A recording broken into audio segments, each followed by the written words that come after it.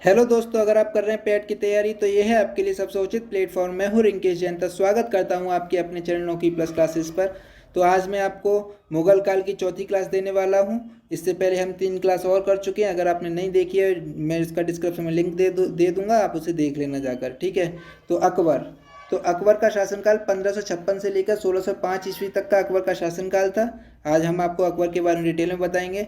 इससे पहले अगर आप मेरे चैनल पर नए हैं तो प्लीज़ मेरे चैनल को सब्सक्राइब कर लें, लाइक कर लें, शेयर कर दें। ठीक है। तो स्टार्ट करते हैं अकबर को। तो अकबर का जन्म 1542 ईस्वी में अमरकोट के राणा वीर साल के यहाँ हमीदा बानो बेगम के गर्भ से हुआ था। किसके गर्भ से हुआ था? हमीदा बानो बेगम के गर्भ से हुआ था। यानी कि अकबर की माता का नाम हमीदा बानो बेगम था। ठीक है, हमीदा बानो बेगम था। और अकबर का जन्म 1542 ईस्वी में हुआ था। आपको ये दोनों चीज़ें याद रखनी है। आगे चलते हैं। अकबर को सबसे पहले औपचारिक रूप से गजनी का सूबेदार नियुक्त किया गया। कहाँ का? गजनी का सूबेदार नियुक्त किया गया था सबसे पहले। फिर दिल्ली पर कब्जे के बाद हुमायूं ने उसे पंजाब का सूबेदार नियुक्त कर दिया। ठीक है। और हुमायूं ने अपने सबसे विश्वास पात्र बैरम खान को अकबर का संरक्षक नियुक्त कर दिया था। आपको याद रखना है, सबसे पहले अकबर को गजनी का सूबेदार नियुक्त किया गया था। जब हुमायूं ने दिल्ली पर कब्जा कर लिया था तब पंजाब का सूबेदार नियुक्त कर दिया था और बैरम खान को अकबर का संरक्षक नियुक्त कर दिया था। आपको याद रखना है। ठीक है, आगे चलते हैं। फिर 1556 ईस्वी में हुमायूं की मौत की खबर सुनने के बाद बैरम खान ने फरवरी 1556 ईस्वी में अकबर का पंजाब के गुरदासपुर जिले के कल्लौर में ईंटों के सिंहासन पर उसका राज्याभिषेक कर दिया था। तो क्वेश्चन यहाँ से ये इम्पोर्टेंट बन जाता है कि अकबर का राज्याभिषेक कहाँ पर हुआ था? तो आप इसका जवाब देंगे पंजाब के गुरदासपुर जिले के कल्लौर में अकबर का राज्याभिषेक हुआ था। आपको ये याद रखना है। ठीक है, कहाँ पर हुआ था? कल्लौर में अकबर का राज्याभिषेक हुआ था। और जलालुद्दीन मोहम्मद अकबर बादशाही गाजी की उपाधि दी गई थी। किसकी उपाधि दी गई थी? जलालुद्दीन मोहम्मद अकबर बादशाही गाजी की उपाधि दी गई थी। ठीक है, आगे चलें। हुमायूं की मृत्यु के बाद दिल्ली और आगरा में पुनः सूरवंशी आदिल शाह के प्रधानमंत्री हेमू ने अधिकार कर लिया था। यानी कि हुमायूं की मृत्यु के तुरंत बाद दिल्ली और आगरा पर हेमू ने अधिकार कर लिया था। किसने? हेमू ने अधिकार कर लिया था। हेमू अपने जीवन काल में 22 लड़ाइयाँ लड़ चुका था, जिसमें वो एक भी लड़ाई में नहीं हारा था, जिसकी वजह से आदिल शाह ने हेमू को विक्रमादित्य की उपाधि दी थी। किसकी दी थी उपाधि? विक्रमादित्य की उपाधि किसने दी थी? आदिल शाह ने दी थी। किसको दी थी? हेमू को दी थी। आपको ये तीनों चीज इस तरह से याद रखनी होंगी। ठीक है, आगे चलते हैं। नवंबर 1556 ईस्वी को अकबर और हेमू के सेनाओं के बीच पानीपत के मैदान में भीषण युद्ध हुआ। किस किस में? अकबर और हेमू सेनाओं के बीच में पानीपत के मैदान में युद्ध हुआ और इस युद्ध को पानीपत के द्वितीय युद्ध के नाम से जाना जाता है। आपको याद रखना है कि पानीपत के द्वितीय युद्ध किस किस में हुआ था? अकबर और हेमू की सेनाओं के बीच में पानीपत का द्वितीय युद्ध हुआ था। तो पानीपत का प्रथम युद्ध किस किस के बीच में हुआ था? बाबर और इब्राहिम लोदी के बीच में पानीपत का प्रथम युद्ध हुआ था। कब हुआ था? 1506 ईस्वी में हुआ था। आपको याद रखना है, 1506 ईस्वी में बाबर और इब्राहिम लोदी के बीच युद्ध हुआ था। ठीक है। और 1556 ईस्वी में पानीपत का द्वितीय युद्ध हुआ था। आपको हर तरह से याद रखना होगा ये। आगे चलते हैं कि और कहा जाता है कि इस युद्ध में भी हेमू जीत के करीब था, परंतु इसी समय एक तीर हेमू की आंख में लग गया और वह गिर गया और उसके गिरते ही उसकी सेना में खलबली मच गई और इस तरह से हेमू की विजय पराजय में बदल गई। इस तरह से हेमू की विजय किस में बदल गई? पराजय में बदल गई। और अकबर को दिल्ली व आगरा का शासक बनाया गया। कहाँ का? दिल्ली का व आगरा का शासक बनाया गया अकबर को पानीपत के द्वितीय युद्ध के बाद। ठीक है, याद रखेंगे आप इसे। आगे चलते हैं। बैरम खान जो कि अकबर का संरक्षक था, अकबर का संरक्षक बैरम खान को किसने नियुक्त किया था? हुमायूं ने नियुक्त किया था। क्वेश्चन ऐसे बनता है। ठीक है, क्वेश्चन बन जाता है कि बैरम खान को अकबर का संरक्षक किसने नियुक्त किया था? तो आप इसका जवाब देंगे हुमायूं ने नियुक्त किया था। तो बैरम खान ने 1556 से 1560 ईस्वी तक बैरम खान द्वारा शासन संबंधी महत्वपूर्ण गतिविधियां करने के कारण इस काल को बैरम खान का संरक्षण काल कहते हैं। ठीक है, तो बैरम खान का संरक्षण काल संरक्षण काल किस किस को मतलब कहाँ से कहाँ तक को कहा जाता है? 1556 से लेकर 1560 ईस्वी तक को कहा जाता है। ठीक है, आपको ये याद रखना होगा। आगे चलते हैं। बैरम खान की ईमानदारी के कारण उसे खाने खाना की उपाधि से सम्मानित किया गया था। किसकी उपाधि दी गई थी? खाने खाना की उपाधि दी गई थी। किसको दी गई थी? बैरम खान को दी गई थी। बैरम खान अकबर का संरक्षक था। बैरम खान कौन था? अकबर का संरक्षक था, आपको याद रखना है। ठीक है, आगे चलते हैं। 1561 ईस्वी में बैरम खान अकबर के कहने पर मक्का के लिए निकला। कहाँ के लिए निकला? मक्का के लिए निकला। तभी गुजरात नामक स्थान पर बैरम खान की हत्या मुबारक खान ने कर दी। किसने कर दी? मुबारक खान ने कर दी। क्वेश्चन बनेगा कि बैरम खान की हत्या किसने की, तो आप इसका जवाब देंगे मुबारक खान ने बैरम खान की हत्या की। ठीक है, आगे चलते हैं। फिर बैरम खान की मृत्यु के बाद अकबर ने उसकी विधवा सलीमा बेगम, यहाँ पे सलीमा बेगम करना, ठीक है, सलीमा बेगम से निकाह कर लिया था अकबर ने। फिर उसके पुत्र अब्दुल रहीम को गोद ले लिया था। किसने गोद लिया था? अकबर ने अब्दुल रहीम को गोद ले लिया था। और आगे चलकर अब्दुल रहीम को भी खाने खाना की उपाधि प्रदान की गई थी। ठीक है, तो बैरम खान को भी खाने खाना की उपाधि दी गई थी और अब्दुल रहीम को भी खाने खाना की उपाधि दी गई थी, आपको याद रखना है। आगे चलते हैं। फिर अकबर ने अपने साम्राज्य का विस्तार करने के लिए दूसरे राज्यों पर आक्रमण किए, संधि की और वैवाहिक संबंध स्थापित किए थे। यानी कि हर तरह से अकबर ने अपने साम्राज्य का विस्तार किया था। आगे चलते हैं।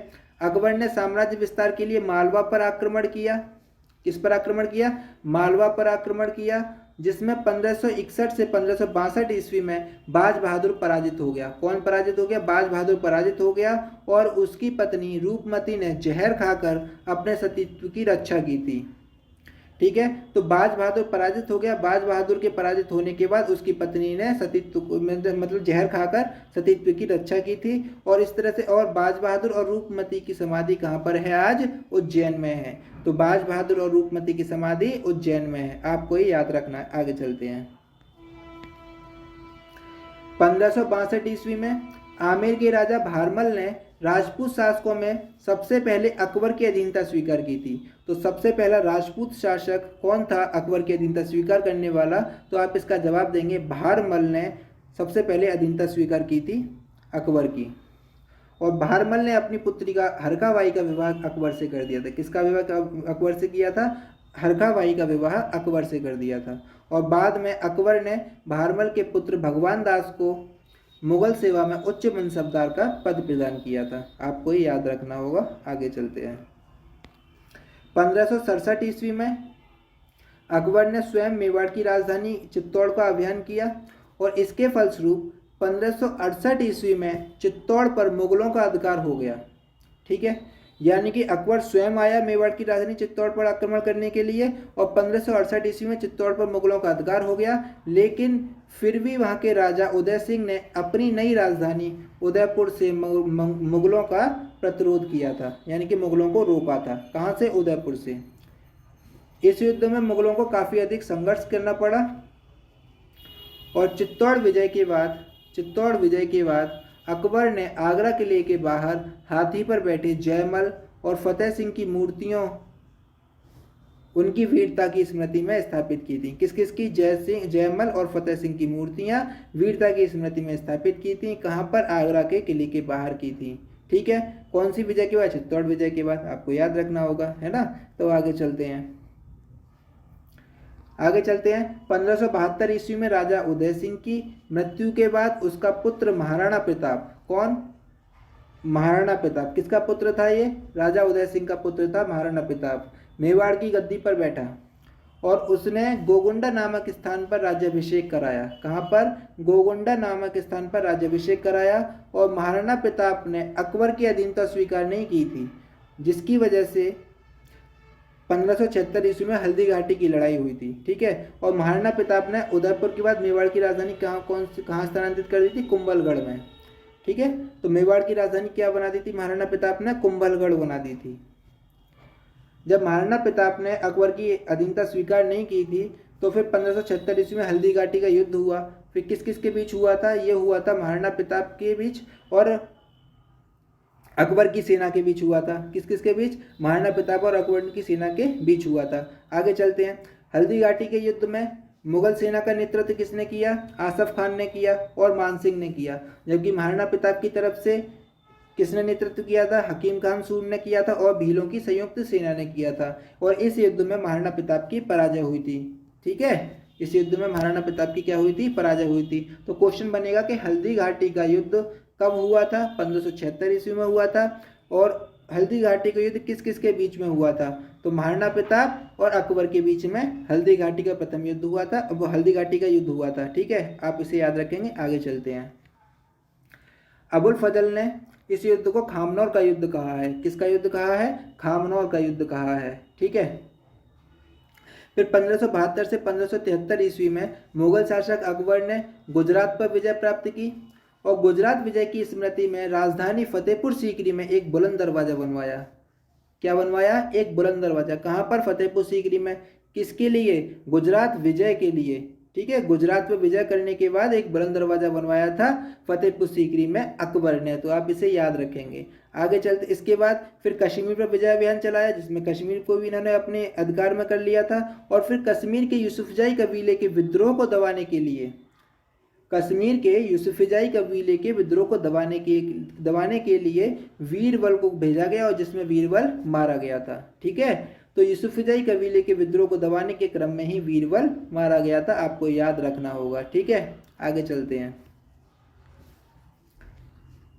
मुगलों में अकबर ऐसा प्रथम शासक था जिसने दक्षिण भारत का अभियान चलाया था। जिसने दक्षिण भारत का अभियान किया था, चलाया था। और अंततः असीरगढ़, बुरहानपुर, अहमदनगर और बरार को मुगल साम्राज्य में शामिल कर लिया गया था।